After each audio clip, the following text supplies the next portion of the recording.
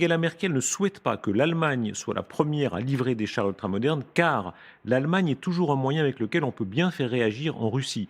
Angela Merkel ne veut pas donner de léopards, dit-elle, parce qu'elle craint que les Russes utilisent ça dans la propagande notamment. Ça paraît étonnant, en 2022, Alors, qu'on pense encore à la réaction aussi. oui, Après c'est ça. Boutcha, après Mariupol, qu'on se dise qu'est-ce que les Russes vont penser. Alors, ce qu'il y a derrière ça, et Angela Merkel, sans être goujat, à son âge, entre guillemets, À son âge de pouvoir, vous voulez dire, avec l'expérience non, qu'elle a. ce qui a L'expérience. c'est la clé de ce qu'elle dit là. Cette clé, c'est 21 juin 1941. Voilà. Vous avez des divisions de Panzer qui ont fondu sur l'Union soviétique. Alors, la situation n'a rien à voir, mais les Allemands sont bloqués, enfin, ils se sont considérablement débloqués. Il faut dire que les Allemands ont fourni notamment des pièces d'artillerie tout à fait modernes, etc.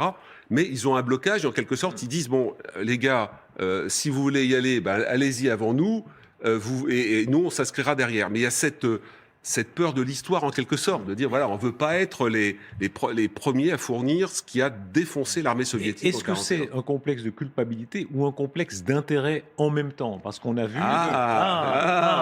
Non, mais c'est Oui. les 2, chez les Les Allemands. deux se- Alors, Cyril, Non, mais c'est les 2. Enfin, Madame Merkel a quand même été très sympathique avec la Russie. Sur la question de Nord Stream 2, par exemple, c'était quand même, ça a été fait pendant ses mandats. Donc, elle a toujours eu une position qui était ambiguë par rapport à la Russie, ou pas forcément de complaisance, mais vraiment d'une certaine neutralité. Voilà, il ne faut pas exciter la Russie, il ne faut pas trop énerver la Russie. Et là, on revient justement dans le même registre. Avant, les arguments, c'était oui, mais de toute façon, pour pouvoir entraîner des militaires à utiliser des tanks comme les Leclerc, c'est plusieurs mois, c'est plus de 6 mois, il me semble. et Bref, sous-entendu, sauf que- ça pourrait être pire. Mais pire quoi? Il y a eu Mariupol, mais il y a eu surtout, non, Boutcha. mais Qu'est-ce qu'il pourrait y avoir de surtout pire? se dire que ça va être utilisé par la propagande russe. Mais moi, je me pose la question, mais qui en a quelque chose à faire? Mais sincèrement, les Russes, ils n'ont pas arrêté de mentir surtout. Ils ont utilisé tous les termes différents pour pouvoir qualifier l'Europe et pour pouvoir qualifier justement les Européens et en particulier les Ukrainiens, que ce soit par exemple des termes comme fasciste, comme sataniste,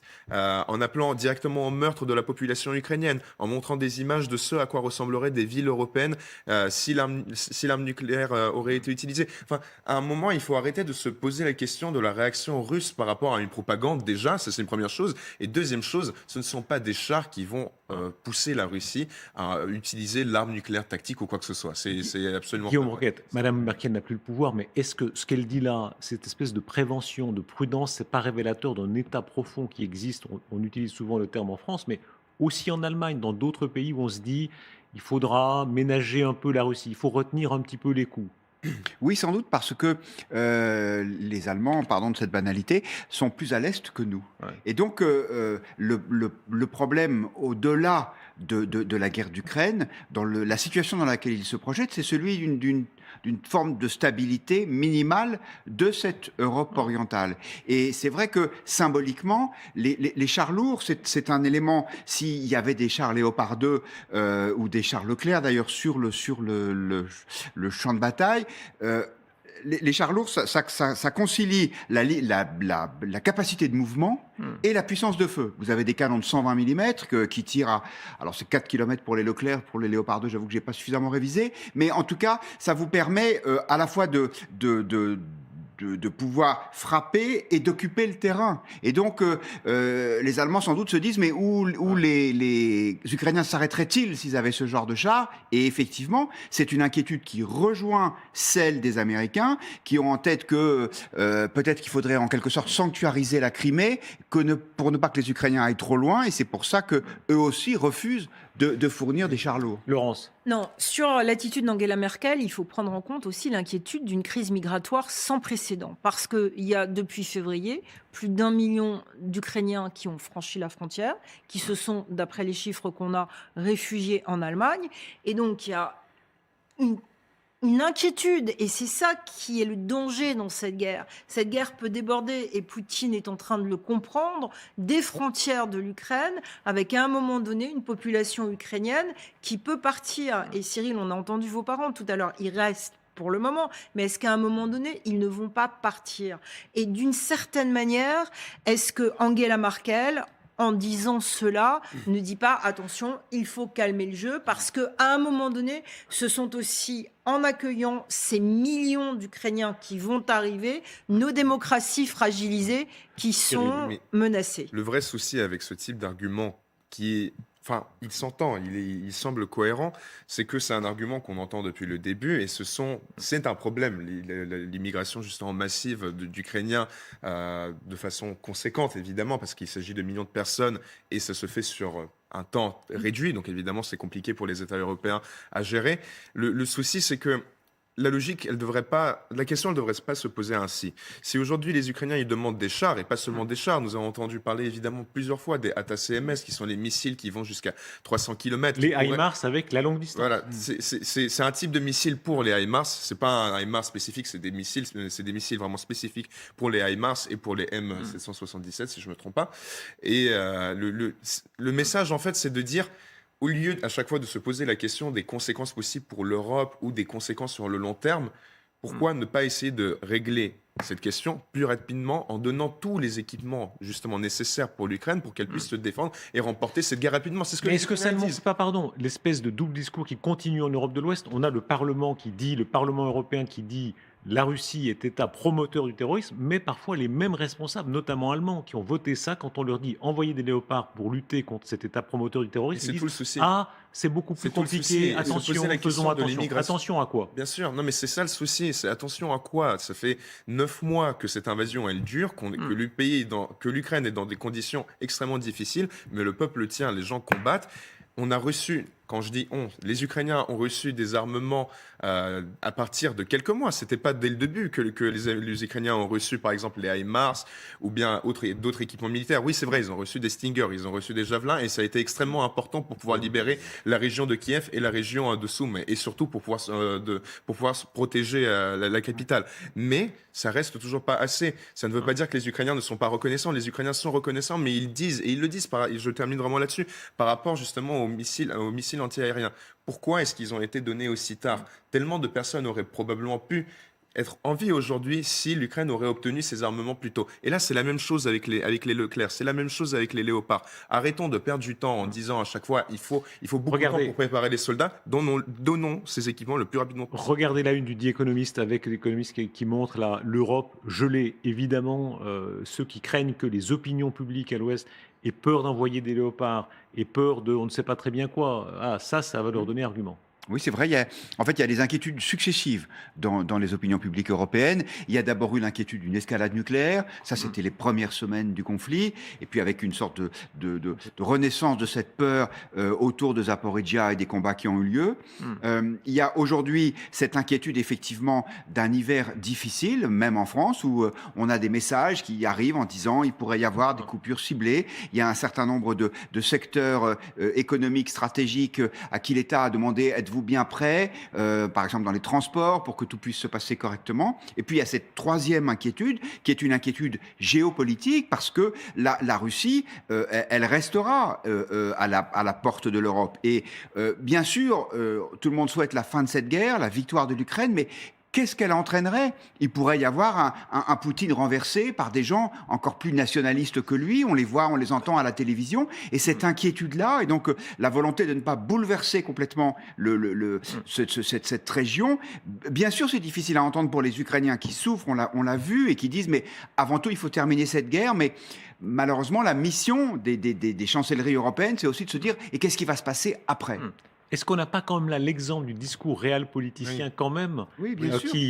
Mais oui, bien sûr, c'est la réelle politique, vous avez raison. C'est une analyse. Moi, une fois de plus, le souci, c'est qu'avec ce type d'analyse, dans ce cas-là, tant qu'à faire, ne soutenons pas l'Ukraine du tout, parce qu'on ne sait pas ce qui va se passer. Si, parce qu'on le fait, vous le savez bien. Mais non, mais je sais. Non, c'est pas ce que j'essaie de dire. Ce que j'essaie de dire, c'est que dans ce cas-là, si on se pose la question de ce qui peut se passer en Russie, qui peut remplacer Poutine, etc., dans ce cas-là, ça sert à rien de soutenir l'Ukraine. Ben voilà, c'est ça. Prenons cette logique alors dans ce cas-là et laissons un peuple se faire massacrer, laissons un pays se faire voler ses territoires, se faire annexer ses territoires. Donc c'est pour ça que moi je ne suis pas d'accord avec cette logique. Si on a décidé de soutenir l'Ukraine, ce qui est tout à fait Non, mais elle est légitime parce que c'est pas seulement une question de massacre des Ukrainiens, c'est aussi une question de sécurité collective. Alors il faut le faire jusqu'au bout et il faut le faire justement pour qu'on puisse stabiliser la situation en Europe le plus rapidement possible. Cyril Amonski, dans cette guerre des opinions, évidemment, chaque État, chaque puissance joue de tous ses moyens. Les Américains lancent un appel à adhérer à la CIA. Et cette fois, c'est assez extraordinaire de le voir dire comme ça, face caméra. C'est David Marvlov, le chef des opérations de la CIA, qui dit « Venez, venez à nous ». Nous cherchons dans le monde entier des Russes qui sont aussi dégoûtés que nous. Nous sommes parfaitement ouverts à toute proposition. Alors, ça, c'est l'appel d'offres, c'est les relations, comment on appelle ça, les ressources humaines de la CIA qui disent engagez-vous. Oui, le message, si je l'ai bien compris, il est envoyé aux Russes écœurés.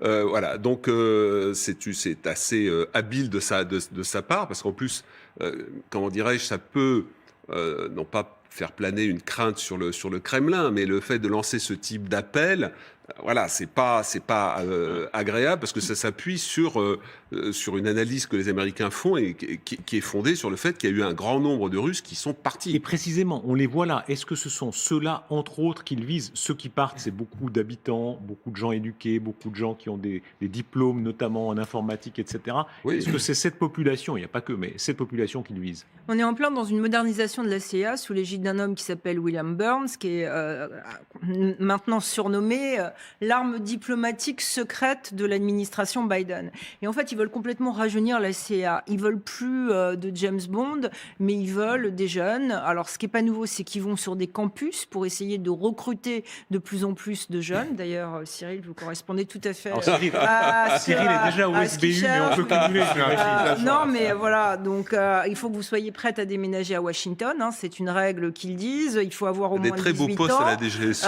Il faut se soumettre à un examen médical, à un examen polygraphe. Et ce qui est très intéressant, c'est que David Marlov, qui est le directeur des opérations, qui fait très peu d'interviews, il a parlé sur un campus universitaire pour dire qu'effectivement, comme Pierre le soulignait, ils ont besoin de Russes parce qu'ils pensent que le conflit va durer et donc ils ont besoin de gens qui parlent russe, de gens qui veulent se sentir aussi américains pour aider les Américains à faire des choses, mais en même temps, ils recherchent plein de monde. Moi, je suis allée sur le site de la CIA parce qu'il y a un site public et vous voyez, il y a plus de 100 jobs qui sont offerts. Et alors, je peux vous dire que, par exemple, ils recherchent en ce moment un réparateur de voitures c'est payé $35,54 de l'heure.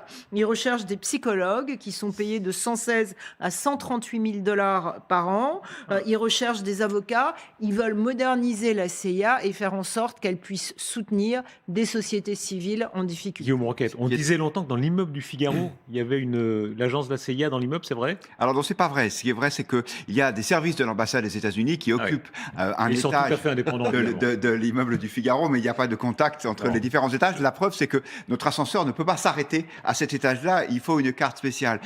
Moi, ce qui me frappe beaucoup, c'est le contraste entre d'un côté la CIA qui dit j'embauche et de l'autre côté le chef d'état-major des armées américaines qui lui est plutôt appuyé sur le frein et qui dit je ne vois pas. Il y a eu des déclarations répétées, hein, donc c'est pas des mauvaises traductions ou un moment d'égarement de celui qui est aussi le principal conseiller militaire du président des États-Unis et qui dit je ne vois pas qui pourrait gagner cette guerre, je ne vois pas comment les Russes pourraient évacuer complètement l'Ukraine. Je pense qu'à un moment il va falloir négocier et c'est là qu'on voit que même si les Américains soutiennent massivement les Ukrainiens, ils sont plus à l'aise entre guillemets dans une guerre d'influence telle que celle que mène la CIA que dans cet affrontement où, encore une fois, il n'y a pas que moi qui fais de la réelle politique et c'est bien plus important que les Américains soient dans cet état d'esprit et se disent mais qu'est-ce qui va se passer après? La renaissance de la CIA, il faut se rappeler, il y a quelques mois, quelques années, c'était les écoutes massives. On lui reprochait ses coups tordus. Il y avait une sorte de passif, il y a toujours eu passif et actif, mais un très grand passif de la CIA. Or, depuis quelques mois, cette guerre, évidemment, la remet en valeur. Bah oui, bien sûr, puisqu'en fait, ce sont les services secrets américains qui ont été les premiers à construire quelque chose d'assez nouveau dans le fonctionnement des services secrets. Donc, s'ils s'appellent secrets, c'est pas pour rien. Et les services secrets donc ont déclassifié assez massivement des documents qui sont normalement réservés à ceux qui sont habilités pour annoncer et démonter la fausse scénographie russe qui faisait croire qu'il y avait des négociations diplomatiques sur la table. Et je peux vous dire que ça donne à réfléchir à pas mal de monde. Alors les Britanniques, ce sont donc évidemment pas seulement la CIA, il y a 17 agences de renseignement, Laurence, 17. Mais les Britanniques ont un peu embrayé, mais alors je trouve qu'eux, ils font beaucoup de com. Mais quelle Ils font puissance, beaucoup de com. pardon. Et la DGSE réfléchit, fait un certain nombre de choses de façon très pertinente, à la française, avec la culture française, etc. Mais voilà, mais en tout cas, l'exemple américain de la fin de l'année dernière, début de l'année, est quelque chose qui révolutionne l'art du service de renseignement en matière de communication et d'influence. Est-ce que c'est révélateur de ce face-à-face où l'Union européenne, elle n'a pas de service de renseignement ou tout petit service de renseignement? On a d'un côté les Russes qui ont tellement parié sur l'intelligence et les Américains aussi. Combien est-ce qu'il y a d'agents en cumulant la NSA, la CIA, c'est 17 services. 17 agences. Oui, 17 agences, c'est quoi? Oui, 1 million de personnes? Plus que ça? J'ai pas le chiffre, donc je ne me permettrai pas de vous le dire, mais je pense qu'il y a des passerelles et c'est un métier. Quand vous pénétrez à la CIA, vous savez très bien qu'à un moment donné, vous allez rester ou vous allez partir, mais que vous allez être récupéré par une administration, que quand vous êtes au NSA, vous pouvez passer au NSC, que vous pouvez passer dans différents départements. Pour renchérir un petit peu sur ce que Pierre disait, je voudrais quand même rappeler que c'est William Burns, en octobre dernier, qui va voir dans le bureau ovale le président Biden pour lui dire « Attention, d'après les informations qu'on a, les Russes, un jour, vont envahir l'Ukraine. » Et je dis qu'en ce moment, l'homme le plus important à surveiller aux États-Unis, c'est le directeur de la CIA. Et pour renchérir sur ce que Guillaume disait, qui me paraît très intéressant, c'est vrai qu'il y a une dissension en ce moment, mais ça s'est toujours passé entre le département d'État et le Pentagone. Ils n'ont pas, depuis quelques semaines, la même vision sur comment l'Ukraine doit se faire. Je vous rappelle qu'à un moment donné aussi, au moment de la guerre d'Irak, il y avait une grosse dissension entre diplomates et militaires. Juste un mot, est-ce que vous me permettez, Darius? Est-ce que la patronne des 17 services de renseignement, Avril, April Haines. Et voilà, April. Voilà, Très joli prénom. Voilà, Ce que vous voulez dire, j'étais sur le prénom uniquement. Ouais. Est-ce que c'est pas une personne aussi tout à fait remarquable? Absolument, c'est une femme remarquable. Alors évidemment, je n'ai pas en souvenir ce qu'elle a fait, mais c'est une démocrate convaincue. Atypique. Elle a un parcours atypique. Et ce qui est intéressant, c'est que l'administration Biden et aussi l'administration Obama, et n'oublions pas que ceux qui étaient dans l'administration Obama numéro 2 sont maintenant les numéro 1 de l'administration Biden, ils essayent d'utiliser au maximum des civils et ils veulent des parcours un peu atypiques pour mettre à des postes de renseignement. Et en plus, ils ont une revanche à prendre sur la Russie, parce que les démocrates qui sont au pouvoir aujourd'hui ont été les principales victimes des ingérences russes dans les élections présidentielles successives américaines, où les Russes ont soutenu les